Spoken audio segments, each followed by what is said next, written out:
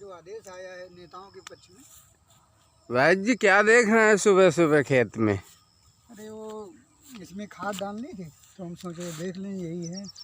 हर साल भी ऐसे हुआ था। अब ये भी सर, राजनीति के मामले में जो सुप्रीम कोर्ट का आदेश आया है वैद्य जी, उसके बारे में क्या जानकारी है? अच्छा, वो अभी आया है, हमने न्यूज़ में देखा भी था कि एक आदेश आया है। सुप्रीम कोर्ट ने कहा है सभी राज्यों के हाई कोर्टों को निर्देश दिया है कि जो भी सांसद विधायक जो राजनीति में नेता लोग हैं उनके जो उनके केस चल रहे हैं, आपराधिक केस चल रहे हैं, उनकी जल्द से जल्द सुनवाई करके निर्णय दिया जाए, जिससे ये मालूम पड़े कि कौन सही है कौन गलत है। इसके बारे में सुप्रीम कोर्ट ने दिशा निर्देश जारी किया है राज्यों की हाई कोर्टों को। तो ये सुप्रीम कोर्ट का बहुत स्वर्णिम कदम है, बहुत बेहतरीन सराहनीय कदम है।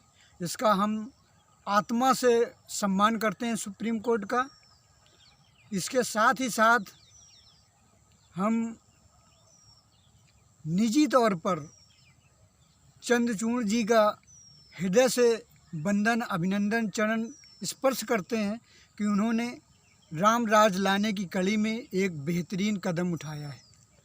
हम तो वीडियो के माध्यम से हमेशा कहा करते हैं कि राम राज किस तरह से स्थापित हो, लेकिन ये बहुत बड़ा और ऐतिहासिक फैसला है सुप्रीम कोर्ट का। और व्यक्तिगत रूप से मैं चंद्रचूड़ जी का बहुत सम्मान करूंगा, क्योंकि पहली बार ऐसे हिंदुस्तान के इतिहास में ऐसा एक साहसिक कदम उठाया है। और राजनीति में जो गंदगी फैली है और राजनीति के जो हिंदुस्तान की राजनीति जो बिल्कुल एक दिशा विहीन हो गई है, एक करप्शन में डूबी है, उसमें निजात पाने के लिए बहुत अच्छा कदम है। और ये जितना कहा जाए वो बहुत कम होगा, बहुत अच्छा सा कदम है। और ये इतना ही नहीं, मैं सुप्रीम कोर्ट से और भी थोड़े दो शब्द अपना कहना चाहूँगा कि एक चुनाव आयोग को भी स्वयं संज्ञान लेते हुए चुनाव आयोग को भी एक दिशा निर्देश जारी करे कि चुनाव आयोग एक समिति बनाकर एक ऐसी समिति बनाए जिससे जो करप्टेड लोग, जो जघन अपराधों में आपराधिक प्रवृत्ति के लोग हैं, वो लोग तो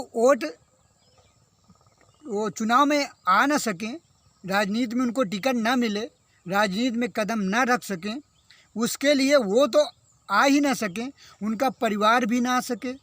इसके साथ साथ उनके जितने रिश्तेदार खानदान हैं वो तक ना आ सकें। ऐसा एक समिति बनाएं, वो चुनाव आयोग कर सकता है और उसके अंदर में आता है, जिससे भविष्य में कोई भी आपराधिक प्रवृत्ति का इंसान राजनीति में कदम ना रख सके।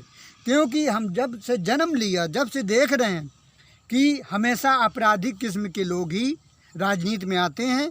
जो अच्छे लोग होते हैं, जिनके हाथों में देश की बागडोर होना चाहिए, वो कोसों दूर रहते हैं। तो एक रामराज लाने की प्रक्रिया में एक बहुत अच्छा कदम है। और इससे हमारे जो हिंदुस्तानी सभ्यता और संस्कार हैं, जो यहाँ की व्यवस्था है, यहाँ जीवन जीने की एक शैली है, और यहाँ रहने और काम और विकास और अपना रोजगार करने की जो व्यवस्था है वो पारदर्शी और न्याय संगत हो।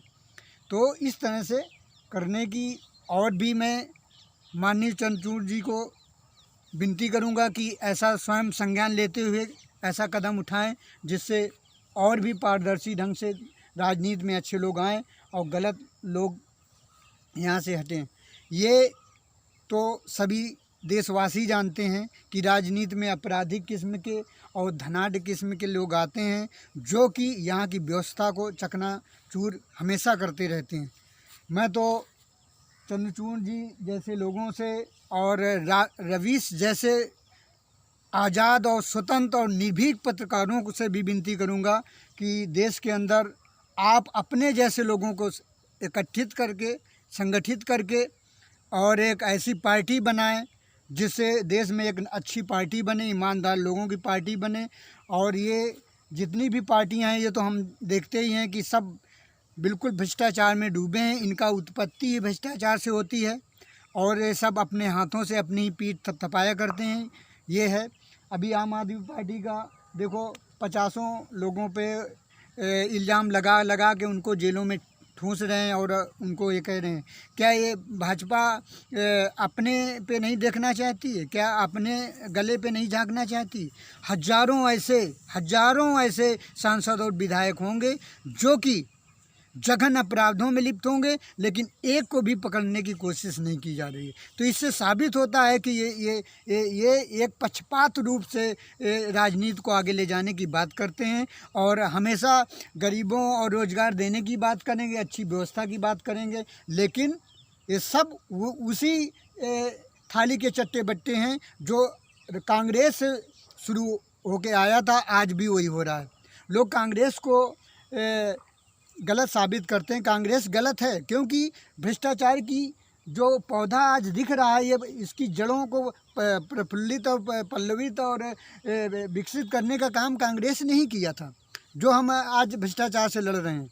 हम किसी पार्टी की पक्ष में नहीं जाना चाहते, न मैं आम आदमी पार्टी की बात करना चाहता हूं। अगर आम आदमी पार्टी गलत काम करती है तो उसको दंडित किया जाए, उसको जेलों में ठूंसा जाए। जो भी दंड के आधार पर उसको 4-6 महीने की अगर उसको सज़ा मिल रही हो उससे बढ़ा के दिया जाए, लेकिन एक तानाशाह रवैये के हिसाब से ज़बरदस्ती उसको इल्ज़ाम लगाकर अच्छे लोगों से राजनीति से हटाना भी, ये भी देश के लिए बड़ा दुर्भाग्य की बात है, बड़ी दयनीय बात है। तो इस दिशा में अच्छे कदम रामराज तभी आ सकता है तब जब हम राजनीति में अच्छे लोग आएंगे। और यही मेरी पूरे देशवासियों के बुद्धिजीवी वर्ग से, बुद्धिजीवी लोगों से, एक जीनियस लोगों से, एक ईमानदार और तटस्थ लोगों से यही विनती है कि आप लोग एकत्रित हों, एक साथ आएं और एक मंच में खड़े होकर एक नई पार्टी का उद्भव करें और जिससे कि देश के अंदर एक अच्छी पार्टी का निर्माण हो और अच्छा समाज और अच्छा स्वाभिमान जो हिंदुस्तान में, विश्व में हिंदुस्तान का एक नाम है ईमानदारी और स्वाभिमान के लिए, वो हमेशा बना रहे। यही सारी चीज़ मैं कहना चाहता था। तो डॉक्टर श्रवण कुमार जी, क्या आप योगी मोदी जी से नाराज हैं? योगी और मोदी से मैं नाराज नहीं हूँ, मैं उनसे मेरी 1% भी एलर्जी नहीं है, लेकिन जो गलत काम करेगा, जो भ्रष्टाचार करेगा और अपने हाथों से अपनी पीठ थपथपाएगा, उनके विरोध में खड़ा हूँगा। मैं व्यक्तिगत रूप से योगी मोदी का विरोधी नहीं हूँ, लेकिन भाजपा में जो हजारों लोग, करप्ट लोग, भ्रष्टाचारी लोग और लूटने और घसोटने वाले जुड़े हैं, उनको भाजपा और योगी मोदी क्यों अपने कंधों में ढो के लाद के घूम रहे हैं? क्यों घूम रहे हैं? क्यों उन पर कार्रवाई नहीं होती? क्यों दूसरे पक्ष पे कार्रवाई करना चाहते हो क्या? इनको आप आगे बढ़ाने की बात करते हो, इनको प्रफुल्लित करने की बात करते हो, इनको विकसित करने की बात करते हो, इनको धनाढ्य बनाने में लगे हुए हो, और जो विरोधी होता है उसको गलत नहीं है, उसको गलत साबित करा के जेल में डालना चाहते हो। ये भी तो आपका निष्पक्ष बात नहीं होगी, कहीं ना कहीं गलत संदेश जाएगा देश के अंदर। तो ये सारी चीज़ें समझने की बात है। हम तो पार्टी में, हमारे जैसे लोग तो पार्टी में आ नहीं सकते, ये क्योंकि हम लोग अर्थ से कमज़ोर हैं और इतना इस तरह का एक साम दाम दंड भेद हम लोग कर नहीं सकते। लेकिन ये क्लियर है कि अगर धोखे से भी राजनीति में अगर आ गए तो ये जितने भी 90% भ्रष्टाचारी, भ्रष्ट ऑफिसर, लुटेरे नेता हैं, इनको जेल की सलाखों में जाना ही पड़ेगा। ये मेरा अंतिम और बड़ा तटस्थ और अचूक बात है कि यदि धोखे से भी हम लोग राजनीति में पहुंच गए तो ये 90% कांपेंगे ऑफिसर की जेलों में सड़ना ही पड़ेगा, क्योंकि इन्होंने ही देश की दशा और दुर्दशा करने में इनका बहुत अहम भूमिका है।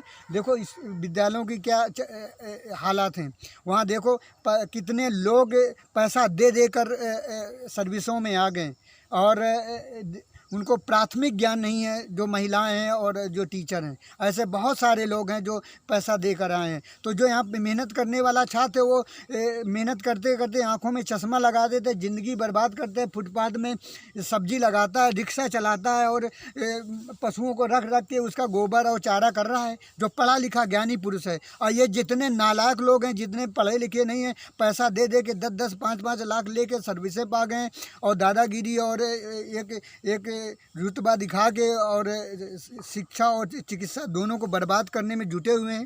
ये किसकी देन है? राजनीति की ही देन है। कोई भी पार्टी हो, ये सारे पार्टियों की ही राजनीति है। सब अपना अपना केवल बात करते हैं कि हम अच्छे हैं, हम अच्छे हैं, लेकिन ये सारे यही करते हैं।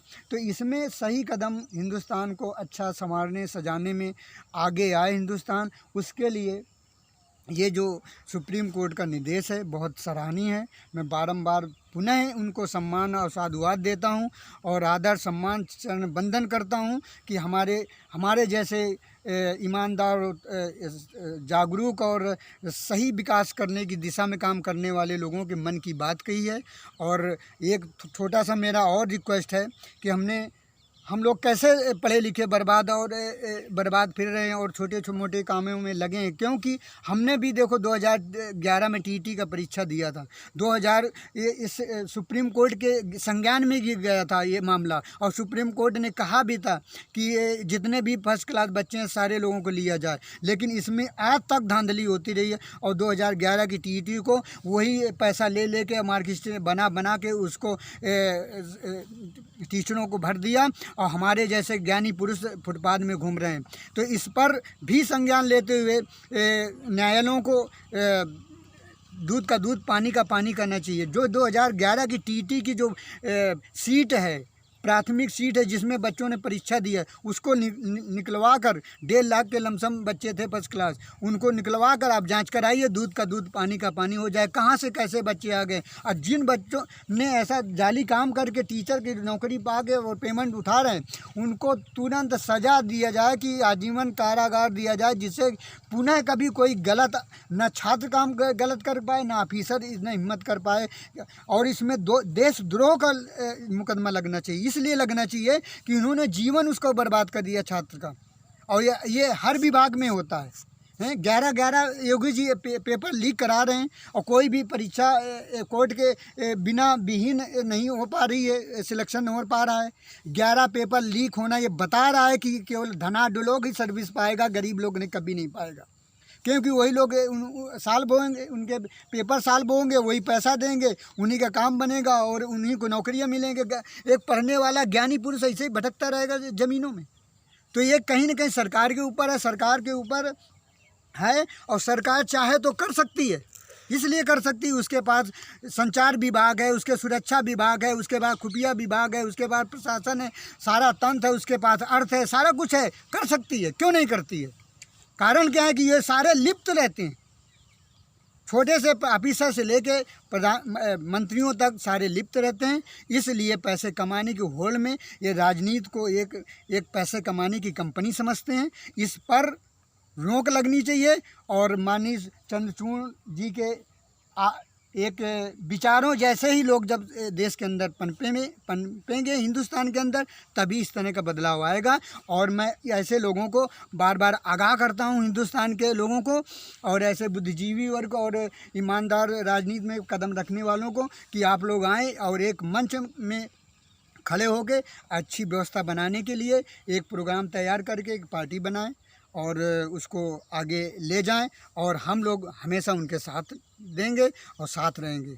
यही मैं आपसे अपने विचार उद्गार रखना चाहता था। धन्यवाद डॉक्टर श्रवण कुमार आपको भी राजू जी धन्यवाद, जो आपने समय निकाल कर ऐसे एक बहुत ऐतिहासिक मुद्दे को हमारे सामने रखा और हमने बेबाकी से जवाब दिया। आपको धन्यवाद। जय हिंद। जय।